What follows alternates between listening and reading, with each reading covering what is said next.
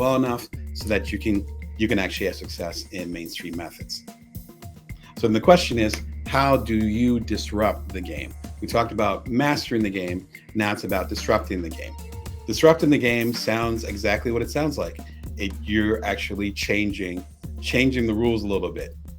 To be specific, you're understanding the rules well enough so that you can challenge the system. Understanding the rules well enough so that you can challenge the system.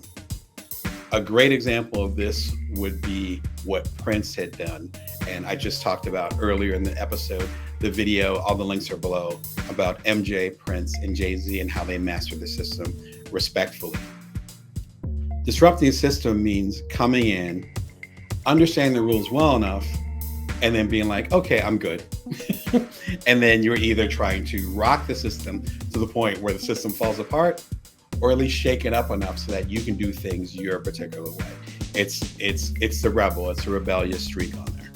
Prince is an excellent example of this, where he was a prodigy. He played a ridiculous amount of instruments, 24 plus instruments, but he's best known, of course, for his amazing guitar, one of the best guitarists that's ever lived, I would argue. And he signed, I think he was 17, based on the research I did, he signed a contract with Warner Brothers. And this is back in the 70s, around the time I was born. And so the independent route wasn't really there. Otherwise, he would 100% be an independent artist. And then after a few records, and he started being really prolific, as he always was until his death a few years ago, then he realized the limitations of the contract that he signed. And there were financial limitations to it. There was limitations as far as how many albums he could produce. If you know anything about Prince's music, he not only produced his stuff and created his stuff, but he also did Sheila E., Vanity 6, The Family, The Time. I could just keep going, like the amount of how prolific he was. But that was even limited based on his contract with Warner Brothers. So he learned the rules. And then after Purple Rain came out, where he had the #1 album and #1 movie at the same time, I think he was the first artist to do that, then he totally fought against his contract and finally was able to get out of it. And then he went ridiculously independent and innovating all these different things. Again, I get into it in the video below, Michael Jackson, Prince, and Jay-Z, how they mastered the business. I get a lot deeper into that. So please go ahead and check it out after you watch this. The point is that for those 10-ish years, let's say a decade, all that amazing stuff that Prince did in the last, say, 2 decades of his life, he died around 2006, 2007. Those last couple of decades of his life, all the amazing stuff he was able to do, the triple CDs and, working with Shaka Khan and Larry Graham and then creating his own business around it. Shout out to both of them. Like, this fantastic stuff.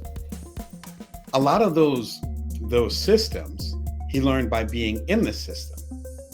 He learned it by being in the system. He was in the Warner Brothers system from, let's say, 79 to 91, 92, so let's say a decade, and then he got out of the system.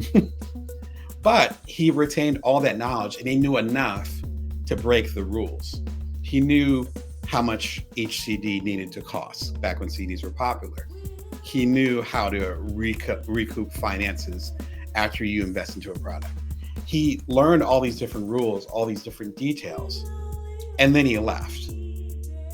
I identify a lot with this one, just because with my own journey, whether it's the publishing industry or the other industries I've worked in, a lot of them had to do with me learning the ropes and then leaving. I have 2 degrees in journalism, a master's in magazine publishing. I was one of those precocious kids, so I got my master's when I was around 23 or so. Shout out to Northwestern. And then as soon as I got my master's, then I went independent. Long story behind that. I talk about that. There's a previous episode about an introduction to freelance writing or understanding freelance writing, kind of like a step-by-step thing. You can look it up on bringyourwork.tv, and I tell a lot more of this story. The short version is that I went independent. I've been independent ever since. You see the gray hairs here. I've been doing it for a little while independently. The thing is that I got my master's from, at that time, the #1 journalism school in the country, in America. At that time, it was #1 journalism school. Paid the money, got in, all that stuff, which was tough to get in, got in, handled that, finished my degree. And then if you look at my content since then, it's been very much going from I'm going to take this master's in magazine publishing and I'm going to write about video games. I'm going to take this master's in magazine publishing and I'm going to become a TED speaker. Like, understanding the rules from, and Northwestern is relatively conservative. It's almost like an Ivy League school in the Midwest. It's over in Chicago. But taking those conservative ideas, those rules, that framework, and saying, I'm going to apply it over here. I'm going to apply it over here. I'm applying it right now when I'm talking to you. Even being able to do that research, do that depth, talk about the inverted pyramid or what questions to ask, the who, what, when, where, when, and how. Like, I can still say it off the top of my head, even though I haven't been at Northwestern for a very long time. Understanding the rules and then moving on from that. For me, it was very similar with the book publishing world and me learning the rules of book publishing world, as I talked about earlier in this episode, and me absorbing the game from the many agents that I've worked with, from the publishers I work with, from the martini lunches and dinners that I've had with folks where I'm just absorbing game about the publishing industry with the American Society of Journalists and Authors. Shout out to them. I used to be a board member over there. Getting all this game from, again, the traditional system, the traditional journalism system, the traditional publishing industry, and saying, okay, I'm going to do my own thing. The last dozen or so books that I've done leading up to the complete Bring Your Worth collection, all the books in this collection are independent, 100%. No outside money, no investment, nothing. It's just my little hands and my Bring Your Worth company, and that's it. Just my family name. But that, me being able to put a book together, be able to hire an editor, for me to be able to get a cover designer, shout out to Beck Loss, all these wonderful folks that I was able to hire or support or get support from. I understood all those things because I was in the publishing industry for X amount of years. I knew what went into it. Because I knew what went into it, then I was able to start my own publishing company. But I wouldn't have known that as much if I didn't spend time in there. So I think that's a key part as far as disrupting the game. If you're going to disrupt the game, you have to actually be within the system for a certain period of time. Because otherwise, how can you disrupt something that you don't know? I went through this a lot when I was a kid. Shout out to my family who were super patient with me, being a kid and wanting to rebel against this thing or start my own thing. I see that particularly with my two kids and just those discussions. And it's like, but son, I have two sons. It's like, son, you can't disrupt the game if you don't know the game. You can't. You can't say, I'm going to start fresh and do something different and it's going to make the system irrelevant. You can't quite do that if you don't understand the actual main system, because you're not going to understand what the flaws are. You're not going to understand how to make something better and so forth. Shout out to Nilofer Merchant. I was thinking about her today because of her wonderful book, The Power of Onlyness. You'll see it up there. Oh, if I can reach it without knocking over my Mardi Gras beads. There we go. Good stretch, Damon. Power of Onlyness. Shout out to Nilofer. I hope you're doing wonderful. And she talks about this, where it's and I'll put this in the post notes. So the link isn't down there right now, but now that I'm talking about it, I'll throw the link down there if you're watching the rerun, but you can always catch it at your favorite bookstore. Fantastic book. I have like 5 copies of it, all signed because Nilofer is a homie. So it's a fantastic book. She talks about the difference between a rebel and a leader. One of my favorite quotes. A rebel is someone that says, I'm going to tear this thing down. I'm going to go against the system. A leader is someone that says, I'm going to go ahead and create a new system that's better for everybody. A rebel is against something. A leader is for something. That's the difference. If you're going to be disrupting the system, you can be a rebel, which I've used that word a few times. There's nothing wrong with that word, rebel.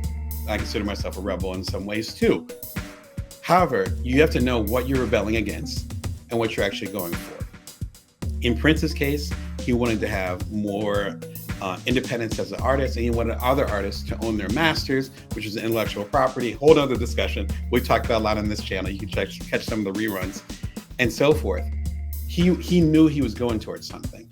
Kendrick Lamar is another rebel, where someone disrupting the system and saying, there's a higher level of hip hop, there's a higher discussion we can have that's not being had right now. And hip hop communities, as well as the greater music communities, or even intellectual communities, aren't being served. I'm going to give a higher level of hip hop, but I'm going to do it within these traditional systems. And I'm going to be pushing against this system because I'm going to understand the system. There's power in that. So that's the second way you can actually reclaim your creative power. The first way, as we talked about at the top of the show, is mastering the game and understanding the system well enough so that you can thrive in it, right? To master it. The second thing that we just talked about is to disrupt the game. That means you're understanding the rules well enough so you know which ones you can properly break. Think Again, shout out to my man, Adam Grant. Fantastic book if we're going to talk about this. That's to do with actually questioning the systems and the things that we have in hand. And I'll go ahead and throw up Shortform on here again. There it is. Right, so definitely go and check it out. Again, shout out to the sponsor, Shortform. And he has excellent books on this, but my favorite would probably be Think Again. It's like picking your favorite kid. Fantastic series. But he basically talks about how you should question, or we can say, there we go. You likely believe that precise knowledge is valuable and that maintaining strong beliefs shows integrity. Yet social scientist and Warren professor Adam Grant disagrees, arguing that reconsideration, or the ability to reconsider your views, is much more valuable than knowledge or loyalty to your beliefs. Let me read that again. The ability to reconsider your views is much more valuable than knowledge or loyalty to your beliefs. In other words, if you're going to disrupt the system, you have to understand why you're against the system and what beliefs make that system work. There's a reason why the industries I know the best, there's a reason why the publishing industry is set up the way it is. It could be for questionable cultural reasons, which is a whole nother episode. It could be because the first printing presses were in Philadelphia and in New York. If you know your history, shout out to Ben Franklin. I'm from South Jersey, so I know Philly fairly well. Those were the first printing presses. So of course it's concentrated over on the East Coast, going back 200 and almost 50 years ago now, right? There's reasons for this, but it doesn't mean that those systems are right or correct. It's just what people have been used to doing in the publishing industry for centuries, literally centuries. Your great grandfather actually and grandmother had probably saw the same publishing industry that we see today. Think Again is a great book to talk about this, because then you end up saying, okay, what exactly makes sense with this? Like, is this something that's worth keeping? Again, shout out again to Shortform. What makes this worth keeping? Should I go and hold on to this? Do I need this anymore? Because if you're going to disrupt the system, you're going to need to know the foundation, the bricks, the brass tacks. Because you're disrupting something, that means you're probably going to be building something else. If you're building something else, you better be damn sure that you know what the heck you're building. And another episode that talks about this came out a few weeks ago. Drake, Kendrick Lamar, and J. Cole, Creative Power Strategy. The name says it all. What is your creative power strategy? Are you trying to master the game, disrupt the game, or are you trying to overpower the game? You're trying to learn the rules, you're trying to bend the rules, or you're trying to make your own rules. We're about to get into make your own rules. But those are the things that you don't think about. After this episode, definitely check out the Michael Jackson one as well as the Drake one here. And I think that would be something that would help out in understanding what's going on. Today we're talking about mastering the game, changing the game, disrupting the game, or overpowering the game. And it is reclaiming your creative power. Again, my name is Damon Brown. I'm an entrepreneurial coach, side hustler, solopreneur, otherwise non-traditional entrepreneur. I'm here to help you as such. BringYourWorth.tv every Wednesday at 1:11 p.m. Pacific Standard Time, Vegas time. You subscribe for free at BringYourWorth.tv. All right, so we talked about some fun stuff so far. Excuse me. Yeah, to the point where I'm actually having gas, which is a good thing.